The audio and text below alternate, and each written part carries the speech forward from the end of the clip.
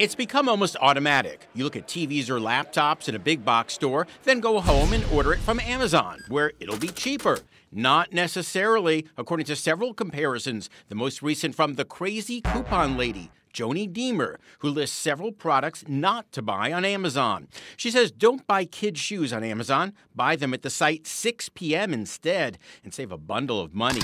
She says don't buy outerwear from the North Face at Amazon. She says it's much cheaper at the Nordstrom Rack. She says don't buy K-Cups at Amazon. Instead, you'll save a bunch on Quill.com.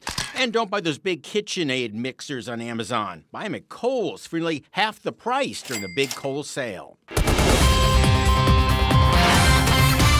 From the Doesn't That Stink file, not realizing that specialty stores can have much lower prices during a sale. And we're not just talking Black Friday at Best Buy.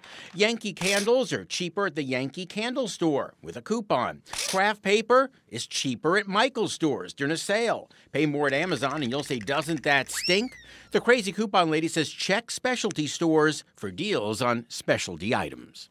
So go ahead and use Amazon as you always have, but do some price checking because you might find it cheaper elsewhere. And that way you don't waste your money.